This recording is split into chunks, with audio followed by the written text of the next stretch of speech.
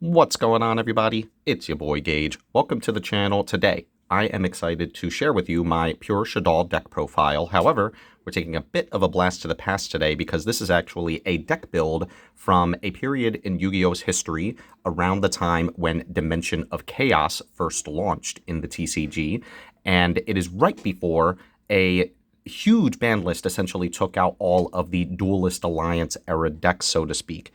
So cards like Construct ended up getting hit, Towers ended up getting hit, and essentially all those decks were phased out to make way for Dimension of Chaos. However, there is a specific period in time during YCS San Jose in which right before the ban list hit, right as Dimension of Chaos launched, we were able to see Duelist Alliance era decks at near full power being played alongside those new cards that released and archetypes that were released in Dimension of Chaos, like Cosmo.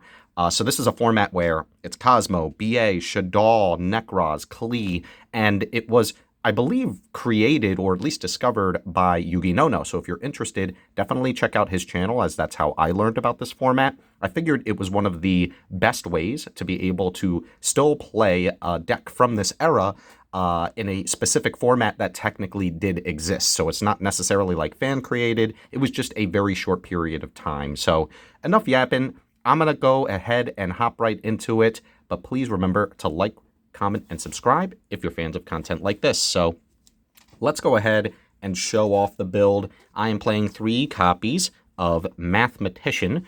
This guy is imperative to the strategy because he really helps you to tutor him to whatever you need. On normal summon, you can send a level 4 or lower monster from the deck to the grave. Pretty straightforward. During this time period, an effect like that was more than enough to be able to get you set up and to be able to make sure that your graveyard is loaded with any Shaddolls, or if you needed, you could also send things like your Trick Clown to be able to get a light into the graveyard if needed. That is essentially, his power is in the versatility. He's also an Earth, which means that you, if you need to, you can actually use him to fuse to go into El Shaddoll Shekanaga, assuming that you already have a Shaddoll at your disposal. And of course, he does have a second effect, which if he's destroyed by battle and sent to the grave, you draw a card. So pretty good. There's a lot of the times in which my opponent really doesn't want to end up giving me a draw, so they'll just kind of ignore him. But that 1500 attack and that body that can end up being used for Shekanaga certainly can come up. So it does put your opponent in precarious situations in which they're like, well, I really don't want to give him a draw, but I also don't want him to keep a body on the field. So just a solid card all around, very versatile, and that's why you play it at 3 copies in this format. I'm also playing 3 copies of Shaddoll Hedgehog. Now, Shaddoll Hedgehog, when sent to the graveyard by a card effect, can add a Shaddoll monster from the deck to the hand. So this is situations in which if you need to be able to grab any of your Shaddolls, say you need a Squamata that you could use to set to be able to pop a card, a card that your opponent controls, then you can go ahead and search that. If you need your Falco to be able to special summon from the graveyard, you can go ahead and grab a Falco. So Hedgehog is very powerful in the fact that when it's sent, it pretty much means that you have access to any of your other names, which is very useful. He also has a flip effect where you can, on flip, add a Shaddoll Spell or Trap from the deck to the hand, and that's going to be able to tutor you into finding your Shaddoll Fusion and El Shaddoll Fusion. Obviously, the deck kind of lives and dies by its ability to fusion summon, so you want to maximize the ways in which you can get access to your fusion spells. So 3 Shaddoll Hedgehog is a must. And as I alluded to earlier, I am playing 3 copies of Squamata. If this is sent to the grave by a card effect, you can send a Shaddoll from the deck to the graveyard. So this loads the graveyard with your Shaddolls. You can go ahead and send a Beast, which could then draw you a card. You could send the Hedgehog, which will then trigger that to go ahead and add you another Shaddoll name. And of course, when it's flipped, as I mentioned, you could target a monster on the field and destroy it. So can also just be solid interruption in certain instances. So yeah, Squamata, you really need to be able to max out on as many of the Shaddoll names to increase the likelihood that you have the ability to fusion summon. So we're playing pretty much 3 of the best ones in the deck. And we are playing 2 copies of Beast, so You don't necessarily need 3 copies. I found that 2 is more than enough. When it's sent to the grave, you can draw, and on flip, you could draw 2 cards and discard a card. So in general, just very, very solid. That card draw does end up coming up. I mean, this is a bit of a slower format. You can expect that you might not necessarily die right away, and you can get yourself into a grind game in certain instances. So that ability where you can flip and then draw 2 cards and discard a card can certainly come up. So yeah, I like having 2. Again, we just have to really have as many names in the deck as possible to ensure that we can go ahead and actually play the game. So 2 copies of Beast has been working just fine for me, and 2 copies of Falco. Again, when sent to the grave by card effect, you could special this in face down defense position, or on flip, you could target a Shaddoll in the grave, accept itself, and special summon it in face down defense position. So there are many situations in which you are essentially able to loop this Falco many times over, and in doing so, it means that you are going to be able to set some of your very powerful Shaddoll monsters without actually needing to commit to actually setting that card yourself. So there are going to be times in which you're like, all right, well, I could go ahead and flip this Falco to then set a Hedgehog to get me a Shaddoll spell, like one of my fusion spells if I'm missing it. Same thing with Beast, in that you are able to essentially loop the Falco so that you can continuously set Beast over and over, and it puts your opponent in a spot where you're accruing so much card advantage that it is going to be very difficult for them to be able to make a comeback against you. So I have been liking the 2 Falco, especially in this format. And I am playing 2 Dragon. This can be a bit format dependent, but I do think that it warrants multiple spots in this deck, specifically because there are a lot of very powerful trap cards that are in this format.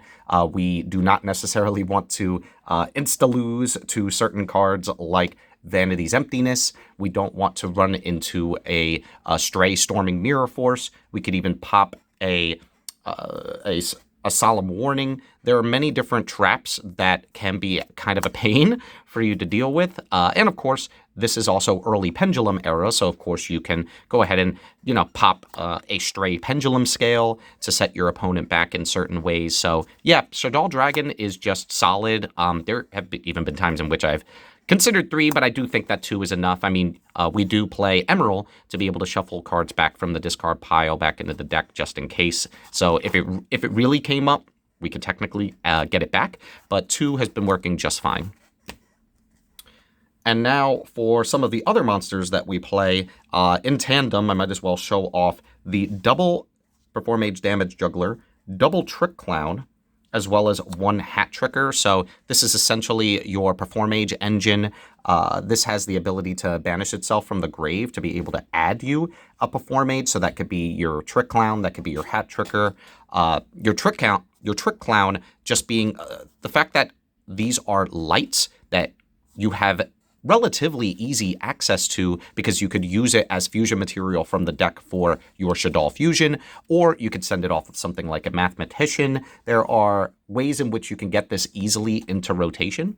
The Hat Tricker just being a very, very solid free special summon level 4, and being an Earth that could be technically used as a fusion for Shekanaga is something that is just I am very happy that I'm able to play these in the deck. It really does help to allow you to not only have the lights necessary to go into Construct, which is very important, but it also allows you to go into some very strong rank 4s if you choose to do so. So yeah, the Performage engine is fantastic. I can't recommend it enough for this deck. And then also just some solid staples that I prefer. I do run 3 copies of Effect Veiler. Again, you want a decent amount of light targets so that you can, of course, guarantee that you're able to go into your construct. So Effect Veiler just fits the bill, just very standard effect negation. Sometimes that is enough to be able to slow your opponent down.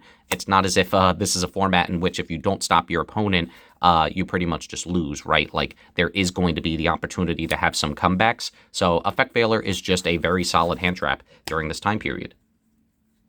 And then personally, I am playing DD Crow. Now, this could technically be something else. Beforehand, I was playing Gamma because that is legal during this format. This could be Max C. Max C isn't as crazy in this format as it is as it would be if it were legal in the current TCG. It is legal in Master Duel, but not in the TCG. Right now, I've just been really liking DD Crow. Again, just a dark that you can use to go into your window if necessary, but there are just so many very strong graveyard cards that you can prevent your opponent from abusing.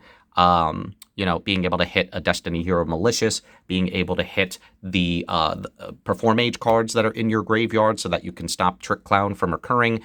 There are just a myriad of different decks in which the DD Crow can be annoying for your opponent. But of course, if it isn't relevant to the matchup, you could just swap it out for something else. But I like having an extra dark to go into my window if necessary. So the DD Crow has been working just fine for me.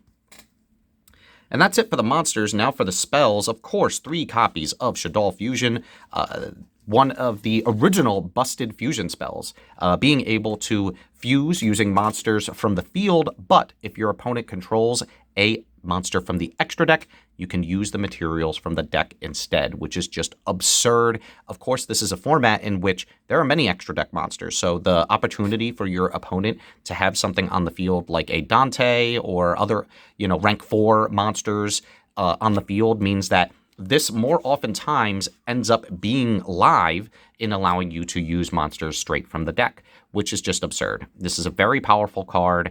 This is one of the backbones of the strategy and honestly set the precedent for how a lot of modern fusion decks now end up fusing from the deck. Like Branded Fusion, for example, fuses from the deck. And, this is one of the very first cards to do so. So, yeah, I think that, of course, you have to run 3 copies. It is searchable, but you really want to see it as soon as possible.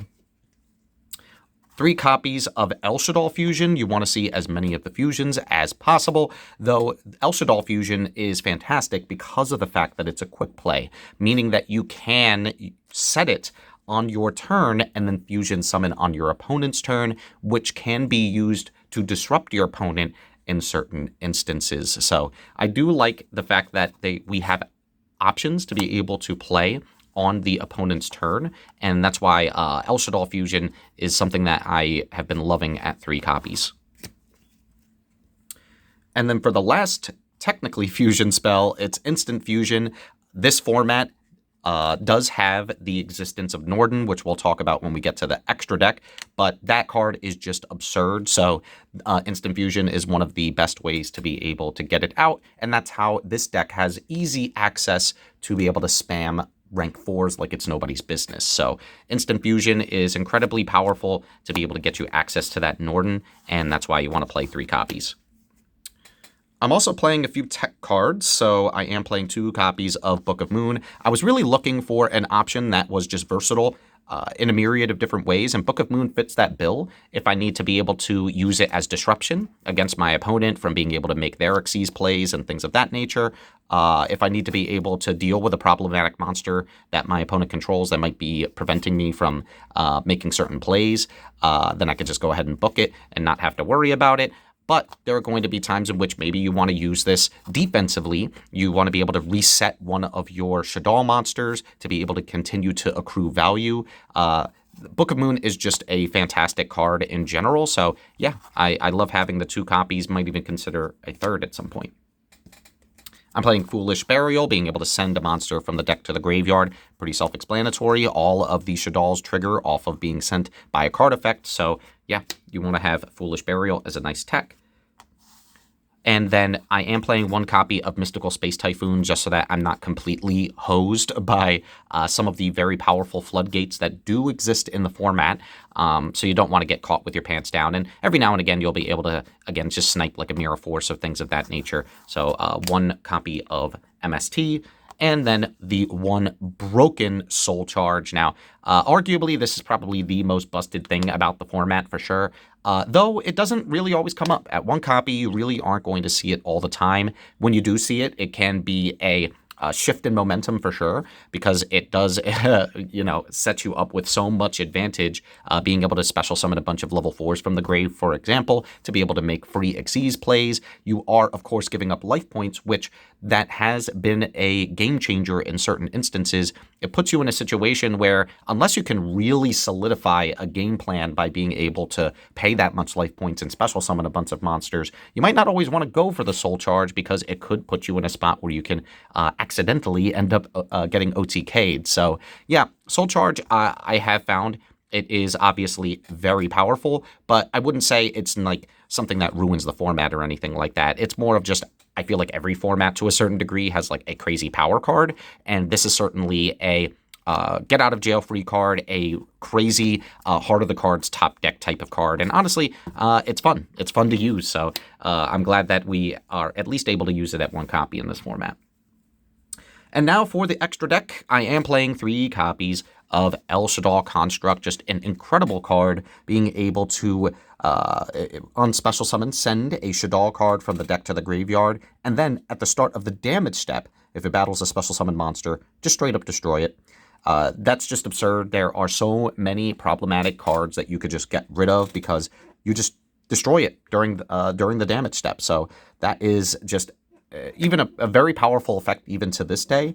And of course, if it wasn't enough, it has a pseudo float in that if it is sent to the graveyard, you could just straight up target a spell or trap in your grave and add it to your hand, meaning that you can re-grab your Shaddoll Fusion, your El Shaddoll Fusion, whichever you still need, and just add it back to your hand, which is obviously broken. It means that the possibility for you to just continuously loop and fusion summon over and over and over is there. And there are many times where once you get to the grind game, there's a very high probability that you are going to be able to win. And that's what I love about the Shaddoll strategy, is its resilience in the grind game. So 3 copies of Construct are an absolute must. There are going to be games in which you go through all 3 easily. And then I am playing 2 copies of Winda. Extra deck space is tight, so you really do have to take into consideration, all right, what are some cards that I can afford to have at different copies? In this instance, 2 has been the sweet spot for me, though 3 copies has come up in the past in which I would have liked it, but of course, Emerald helps to solve that. But just being able to protect itself from being destroyed by card effects, so you straight up won't immediately lose to something like a Dark Hole. And then, of course, the floodgate of each player only being able to special summon 1 monster per turn can honestly end up being the game ender right then and there. And it has the ability to float, just like the Construct, where if it is sent to the graveyard, you could target a spell or trap in the grave and then add it back to your hand, meaning, hey, you could potentially go into another Winda. So, yeah, this the Winda coupled and backed up by like maybe another Xyz monster, or even just having your Construct in play usually spells GG against your opponent. And then, of course, 2 copies of El Shaddoll Shakanaga, just a house. It doesn't come up as often, but of course we are playing things like the Mathematician and the Hat Tricker, and the Hat Tricker is searchable. So there are instances in which you can get into the Shakanaga if the matchup calls for it.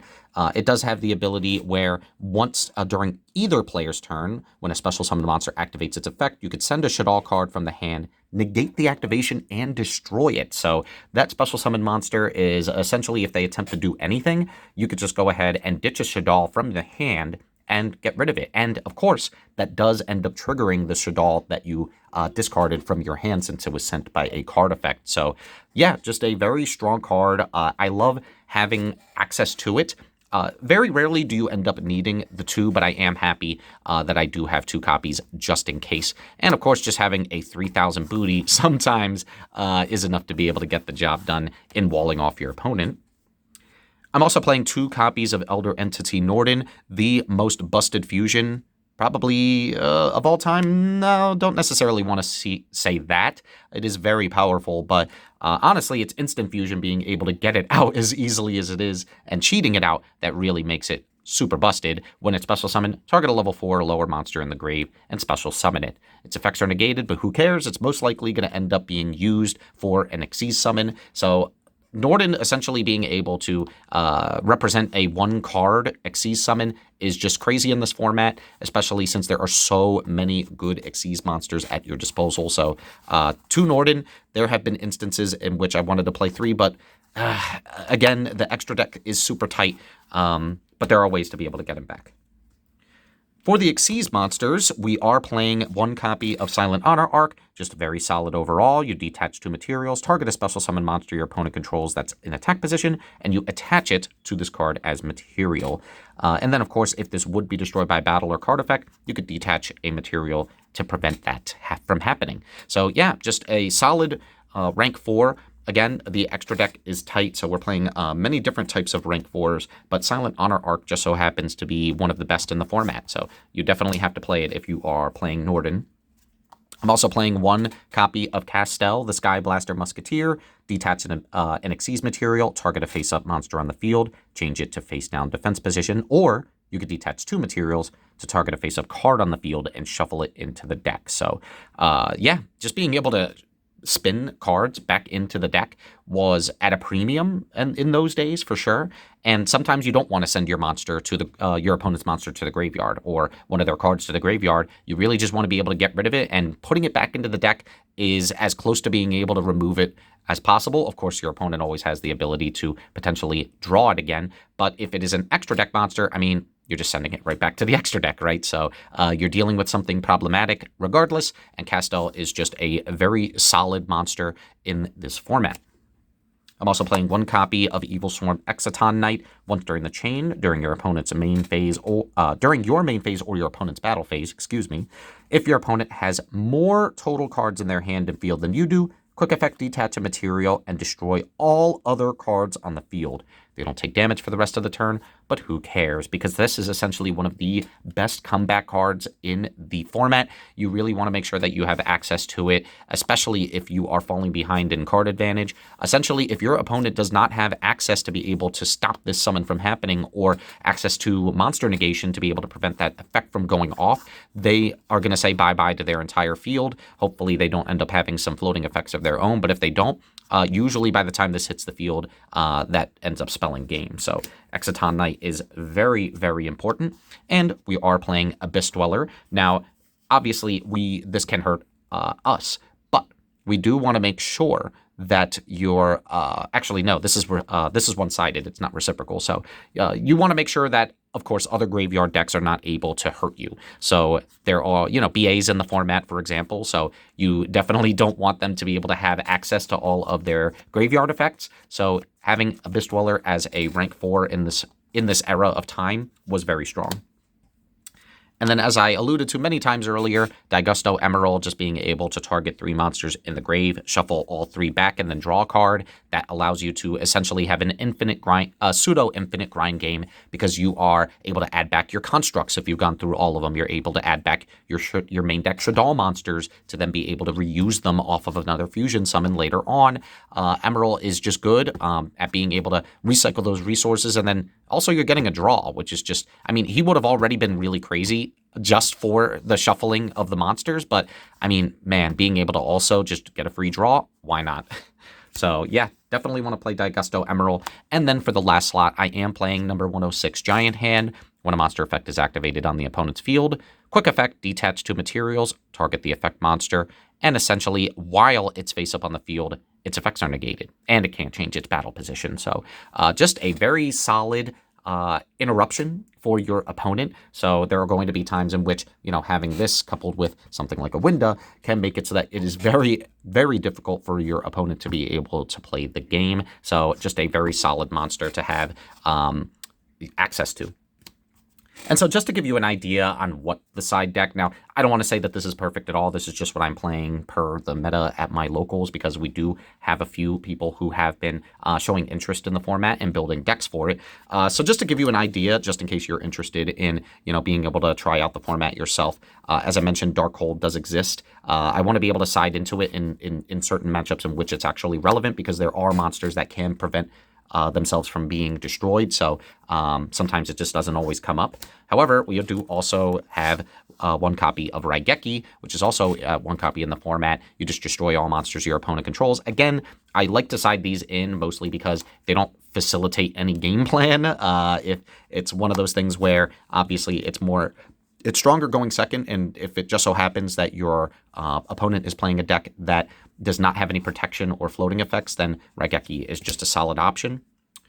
For going first, I am playing one copy of Solemn Warning and one copy of Solemn Judgment, just very strong cards to be able to stop your opponent from being able to bring out their strong monsters. I'm also playing 2 copies of Typhoon, mostly for Floodgates, but yeah, this is just mostly for Floodgates, and you definitely don't want to get caught with your pants down, not having access to easy removal for your opponent's speller, face-up speller trap cards. 2 copies of Storming Mirror Force. This is more so for the surprise factor, but also dealing with things that might have some destruction protection. Being able to return all of the attack position monsters to the hand is just very powerful. It doesn't target. And yeah, I mean, if it's just extra deck monsters, they're just going right back to the extra deck. So you are potentially dealing with many different threats at once. So I like Storming Mirror Force because it is something that catches your opponent off guard. And then for hand traps, I am playing 3 copies of Troll and Lockbird. This is just more so for pendulum strategies in which, Magispectors, for example, if they're searching a lot of cards, you definitely want to stop them from doing that. Yeah, this has been, it is definitely matchup dependent, but can be something that helps to buy you additional time if it just so happens that your opponent opens the nuts. But I do think that in the future, I will just end up replacing these with Max C. And then, of course, 3 copies of Gamma with the 1 driver. Just a very solid monster because of the fact that it is a light. Always, no matter the format, drawing the driver is always going to suck. So, thankfully, it isn't as debilitating in this era of time because, again, it's a lot slower. So, yeah, it still sucks to draw, but worst case, again, it is a light monster that you can use to help you get into your Shaddoll construct. And guys, if you're still around, you're a real one. Thank you so much for sticking around. I hope that I was able to pique your curiosity if this was a format in which you have never heard of.